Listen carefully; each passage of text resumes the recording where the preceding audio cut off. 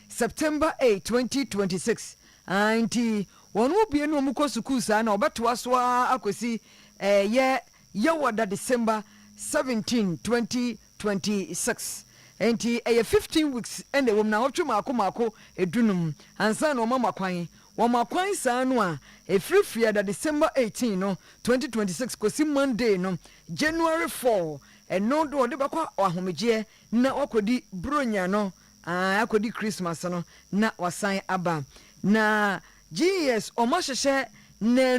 mmienu midterm ɛno nso ɛwɔ mu ebi 5th and 6th November no ɔmbɛkɔ midterm no nti ɛbɛmo akɔ akɔhome kakra second term no ɛno ɔbɛbie school Tuesday ebnada January 5 2027 yɛdi bronya ne wie yaa ɛwɔ mu na ɔtwe na maako edumienu 12 weeks na ɛbɛwɔ mu na wasan makwan yɛwada March 25 2027 ɔmo makwan saa abrɛ no a na no nso wɔgyebrɛ akɔdi Easter ɛfiri efiada March 26 akosi dwada oforisuo April 19 2027 ansa na ɔmo asan aba abɛyɛ final term no third term no na third term no ɔbɛhyɛ aseɛ ɛbenada 20th April 2027 14 weeks ɛna ɛwɔ mu na ɛsi wɔ yɛwada July 22nd 2027 to way and krata Ghana Education Service Ghana engumasua asoyeye ana engumasua som no ede abeto abonten se akyerɛkyerɛfoɔ awofo Ghana manfoɔ engumasuafoɔ wɔn mu de akrobia mianto akasebɔ no ɛso na Ghana foɔ bɛka yi a ɛnkyɛ yɛ kora ana aban lawyer pani Attorney General Dr. Dominic Akuritinga Ayeni wade betu dwa se Economic and Organized Crime Officer for Iyokofo Emma wo mo honye ha na wo mo nwuram wo pani Joseph Yamin ne motuom wo mo nya hwehwemu pa emfa Joseph Yamin ho wo ye national organizer Emma NDC amanyuko no na the entire Dr. Dominic Akuritinga Ayeni edi atu Iyokofo anim se one chiche se Joseph Yamin topono so nwa no ehwehwemu amaba ne motuom na ha mu ni ade nya no hu hwehwemu ni nyina no ene se Attorney General actually said Joseph Yamin Otu Galamsey and you say hey I didn't nyan clap for your hands na aman sam no aye hu na ene empenisi se wa no ho no mo na efu ana se bieburu se bienya do empenisi ya de animunyam pe ana epepa di mbonen Joseph Yamin ene nsam trofo di nkomo na ne nsam nyina no ene se wo besra Iyokofo se animu ya no wo munya hwehwemu emfa wono Joseph Yamin ne ho na emra meto dwa se Otu Galamsey anase wontu bie se de baya ne di ne ho betie efiri se edin de eye edim panso ye enim gwase akwa se kotwa empepa dawo na se Attorney General pa betimi atene se aduasa mienu agu abonte aka se wono Joseph Yamin pe Otu Galamsey eba ne sa no asebio obeba kwa homanso na ne fufu okutu abi enim gwase enye enu nti ono so ede to so bi say Iyokofo sania Attorney General eka no monya ne saa na ne ho fi efise se Ghana ha ba bi mpo ono mo a wontimi ntwam metie minua Justin Kodia the press conference omo eye after one to me say conviction then or cite abanya otisui na nkrofo a eye Galamsey na Justin Kodia edimidin so aside I may not fault him from the beginning because a media reportage in a war upon ten and abandon so I afa tepubia or the ama a year Iyokofo se omuhwehwem Iyokofo ye omuhwehwemu no mo de omo findings about the two upon ten. But even before omo findings never ban just I am pronounced guilty by everybody and it is being alleged number one that me what tax force na tax force no run para to the National Anti-Tax Force operation. And na me tax force no nam site no mo store to sika or mo terrorize encrofo. Equating me to Chairman Wunti, do you think they are fair to me? Now it is everywhere. Yami Galamsey, Yami Galamsey, Mesata Dia Galamsey, Metonyuma Galamsey, Mikoya Galamsey. No, I'm not being investigated for Galamsey. Obina, let's just say group Binamwa or more terrorizing Krofo, and they use my name. Now, where I have a problem is how long it has taken Iyoko to come out to say whether indeed there is a tax force. Enti national organizer ade Emma NDC amanyuko no wopani Joseph Yamin ana wo chirem say when him trauma mpo a wo mene no nkuruma wo ho no Galamsey gu trauma ne ho eba sa edimbone ne nipa beji ama no nti Iyokofo meye hwehwemu fa ne ho na dwaye ne ba from ne socks mu ne shoe mu ba bibio mu nwuram ehwe se wo ye Galamsey ampa emu nsem no ate no first inflation ya twa so ne yankwa na nimu ano man hene ya wo makasim na matra nkonyo sagefo amanfo edu toso nsia eches mapani John Dramani Mahama wa ya ade wa magana sidi no agi akonyo atra so first inflation inflation pi no bokoso me obi a me ye projects pa na cement iron rod labor mokuka ho about some few years ago na oyezen sagefo amanfo edu ya wotoso nsia ene na yentuo so yenko bono mantamu Sunyane Inner Ring Road awarded to Kofi Job and say Abino Eddie oh kuja what a one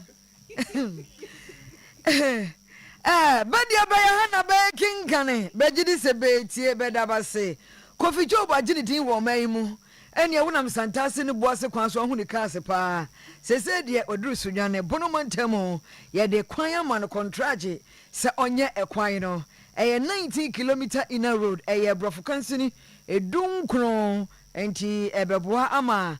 Berlin top baako niaba Sunyan Technical University STU road no wono ene ɛbɛyɛ Bono regional minister ne lawyer Joseph Ade Akwaboa wɔkɔhwɛ kwan no sɛdeɛ ɛsitie na nnɛ yɛnti ɛwɔ ha ɛne sɛ Sunyan inner ring road a free Union roundabout ɛba STU roundabout ha His Excellency John Dramani Mahama ɛde aka Kofi Job ho sɛ ɔnyɛ saa kwan wei ɛnka ho in fact yɛnua mo bebree esu from Union roundabout to Berlin top ɛba ɛfa hɔ abɛsi baako ni aba ɛbɛsi in fact kwan no nyɛ na nnɛ yɛde aseda ɛbɛma yɛmpanyinfoɔ yi sɛ ɔmo atim ahyia na ɔmo adwen sunyaman ho na saa kwan yi yɛde aka Kofi Job ho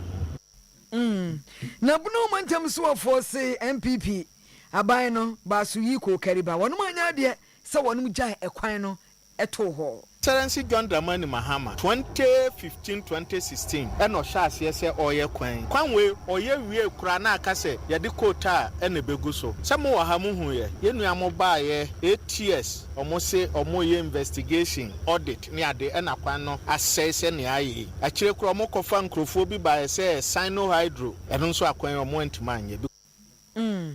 na Sunyani abesim dualization project sɛ kwan yɛ ne double road no ɛno nso sɛyi na ɔsoɔfoɔ no ɛka fa ho abesim kwan no ɛyɛ contractor ɛwɔ ne nsɛm ɛyɛ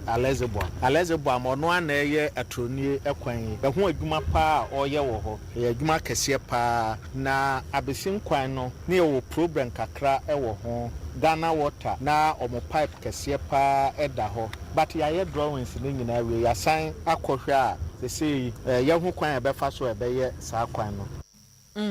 lawyer Joseph Ade Akwaboa wono na ye swafo a wo he bono mantem mianto akase bo no so na ensem no saa na aya na de ba wie ya ne ade am Oyerepa sam trofo atiese montere so ose ne Ghana fo kwa kwedi nkomo enkomo ne nyina no ane se abusua se wo ye bema na bia waso awade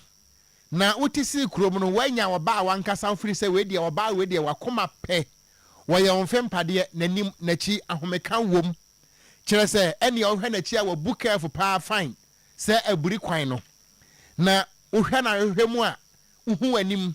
tell so wo oba wakoma da no so pa open no pa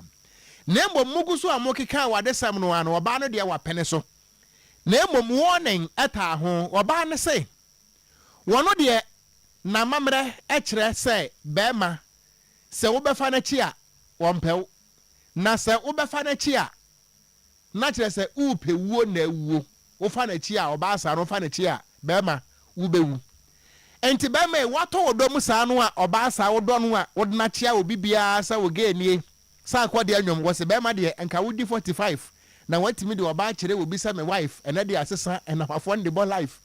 mekai woni geto woni water woni light enti bema e ba na sa no a wo bekoso awade wo ba akro anase ewuo na etachire nti no wanya aware ne biem emu nsem ne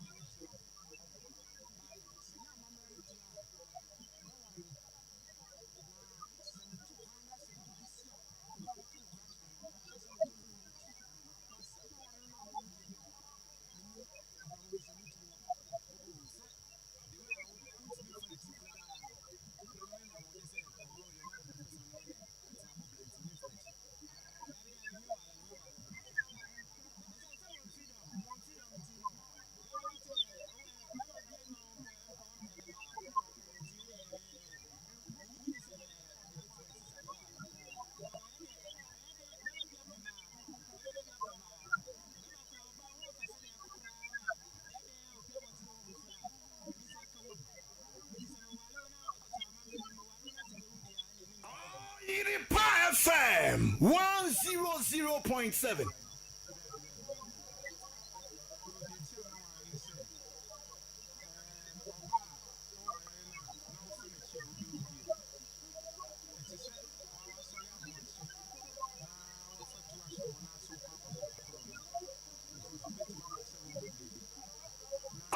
Oyerepa FM 100.7.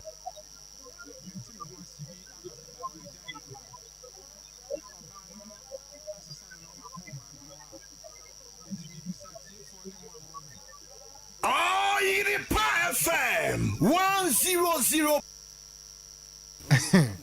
And then what Yamia winning my samka was in penny for Masumwa. Boys and say, one who offend at the Cecil in Diompo. Naya very well, and the annual better baby. Close with the infamy drink with him, close about us. I will have even here. In Yagma and Kanokre. Yaragana limited in Efra Wono, Tranco, and Tiani and Yet Pretty and no by years so. Yara wina plus ni Sasha Yara Vita crop lifted by Unuso, Nina the Petit Fudia so. Yara wina plus and so Ebo, and I feel so your work be bit say Activa and no swear Yara Milano. Yara Bella Sofan and a Yara liver nitro ball. Nina a near my deputy in Fudia Shomano Baeno. I should also until what they say, Ukobe to agrochemicals 0556 583 085 0308 251 060 Yara for Enom. EBD and Koya Pedai, per single room apartment, na yatrem, I Jumawati, to be a open Pancrono estate, estimating mass tafo, any meow with Cheshire 0242 110516 0242 110516. If you are Dharma, when I free any incomo. Na yan faster than the ben so Emma Jajuan International School. Ebusuan school ni come on akyerɛkyerɛfoɔ no abotrɛkyerɛ deɛ fine na akwadaa no ne bambɔ deɛ gyae egyina so pɛmɛ kama ɛno nti nsurekyere ana wɔwɔ flexible boarding facility de ma wɔ baatan ɛno nti so pɛsɛ ɔba no kɔ boarding a ɛne esika no ɔbɛkyekyɛ mu kakra ma wɔte wasese sika ho ɔden wɔwɔ modern science and ICT labs ana vibrant serene environment ana intimate classrooms nkwadaa wobɛkɔ na kyerɛ sɛ coordinated classroom pam CCT cameras ewo ho nti woye robotics ana afi cadet nso ewo ho but modern sa wodi akwada no beko na na da ache eho bra ana wo bone sa no school yi ewo ofo ase kokoben of Santase wo boase kwantempo no so wo ben dominance police barrier ho asante mantem ha yemfre 0553 182 201 and 0277 473022 na Dr. Abe ana eda Abe Herbal Clinic ano me pacho ayaresa empanisi obi a waye bida ana ye ma ne mo piafo na enyame ebiewu Dr. Aje eye abodini Ghana eni amano ne nyina enu ntia ba pomode nko ade a abusua ye nkwa gina ne ebua na anesefo ne doctor fo no so ani mo te papa Dr. Abe wone ne Abe Herbal Clinic wasebra na oyade ne nyina no wontu asem fama wo wobehunu ewo tano so apatrapa new site yemfre 0243 34 5393 and 0506 460 208 na obi pedan nipa na se wo penimia ebiti se Abrepo Junction Boshan Ampame Abrempo ankasa Bantama Asqua Stadium ahodwo so ametafo tech afon kwanta oforukrom ene airport runabout if you rafo wapechemba and horse self contain monfre 0557 255 542 na obinioma na abusua ababeka yensa eyirai or say I was lost but found entimpacho tiai busumi ne da na toso aduonu baako na kyerese na ne nansa anopa ba te se nonkro kɔbɔ no ndum hɔ no ana awuraba bi kyerɛ sɛ wɔfo Toyota Voxy efiri Aboaso Hospital Junction ana osi fam ɛwɔ Agona Jamase na wɔgya ne bag ɛyɛ ne purse bi ɛwɔ car no na wɔkyerɛ mu ɛsɛ purse no nneɛma ɛwɔ mu ɛyɛ health insurance ne health insurance card ehyem ne Ghana card ehyem ana afei nso no national service card enso shem University of Cape Coast UCC student ID card eshem teachers license card eshem Republic Bank Visa card eshem menshia enetafo government hospital card enso eshem ebusuya edia ewoso eye Pamela Owusu na wasa kyerem ese wohwɛ premier health insurance card no ɛne NHIS card no a ɛno no ɛdi a ɛwɔ soɔ no ɛyɛ Ranklin Kwaku Owusu Amankwa ana Drasila Amankwa ɛyɛ ne ma dia nti abusua sɛ wafa purse bi wɔ fam na saa cards wei nyinaa no ɛhyehyɛ mu a wɔsrɛ ɛnto ntwene wate wo deɛ fabra yɛn ɛwɔ Oyerepa FM ha ɛmfa wɔne distance no wo deɛ fabra sɛ ne nsa ka nko ade a wɔbɛpɛ wo number anampo de ba Oyerepa ha no mu no wɔgya wo number ma yɛn wɔbɛgye a wɔbɛda wase papaapa ebetima ya akyɛdeɛ wɔde bɛma wo ɛno nti hu sɛ da fam wɔ mpakyɛw ɛmfa wo nan ɛbɔ nto ntwene fabra yɛn ɔwɔ Oyerepa FM ha na bibia nso bra ɛntimi nkɔ ɛnka ne ɛyɛ nka yo nana edu sɛ pia tɔ so mienu kokofu ankɔbia hene ɛno no nana sɛ wa koradu tɔ so mienu ankɔbia ba pani nana akua afrakoma goso nyambɛkyerɛ ba pani ɔtia yipa so bi nana sɛ wa bempɔma piesie ɔba pani anaso ɔpani kwadwo gikyei ɔno nso so ɛyɛ asomanya abusua pani wɔn nyinaa tia yipa so nnuafo bi ne ɔpani Francis Amoaten ɔpani Isaac Opoku Asiri ɔyɛ senior ɔba pani afia frema kokofu ɛna wɔwɔ nkwadaa yi ne Elder Stephen Ampon sehwidadeɛ so Madam Beatrice Penamai Rono Asena Nadwa Dr. John Ejei Kumasi Technical University Mustafa Adu Buahin ɛwɔ kokofu Madam Angelina Bonsu Nana Mapokua no America mem owura NS Okan ɛne ɔnso ne yere ɛka ho ɔba ya frema Kofi ɔno nso ɛwɔ Kumasi wɔn nyinaa to abese no de ya no yareho se wɔmanfo sɛ ɔba pani Grace Owusu maame kwadua tiase yɛtaade frɛ no aduokonum 95 no nyaayɛ wɔde kyɛyɛ ne a wɔkyenachi memenda ya busumi womi ne de to so aduonu enum 25 July yɛkyɛ sɛ New Heaven kokofu ne yɛde na tompam begina so ayɛ ofusom de ama no akɔto ne nem ɛwɔ Church of Christ amusieyɛ kokofu abusua kyɛ so wɔda wɔn ho a memenda wɔkyenachi die ya busumi womi ne de to so aduonu enum 25 Presby Church Social Center hɔ no ɛno no kokofu donko ɛbɛpem no nsia wɔbɛtena ayɛ sikasa yie kwasiada ɛyɛ dɛ ɛtɔ so aduonu nsia ɛkyɛ sɛ Church of Christ kokofu ne ade twedi ampo aseda bɛkɔ akɔma no yɛdan yɛn ho ba Presby asafo no Social Center wɔ no kokofu donko ɛbɛpem anwure no nsia ne ade aka tutu patent yɛ deɛ ɛyɛ nkugyankugya srɛ sɛ mobɛba abɛboa yɛn wɔne ɔsate ayipa so bie mu enie asene abusua pani akwasi asirifi adu bobi wɔte ayipa so nana boakye ansa gyase hene kokofu aboa so no wɔwɔ nana abrafi dufie kokofu aboa so gyase hema abusua pani kwabena twumasi ɛsodo na sɛ kwabena kyɛnkyɛn kyɛsɛ brɔde kwano owura ɔsɛi mensa atunsu agogo ɔsɔfo yawo afiriye ɛwɔ Kumase ba pani afie cha ɛwɔ enkran ukrani ɛne Joyce Boating do na sɛ adwa santoa enkwadai ɛne Barbara Boating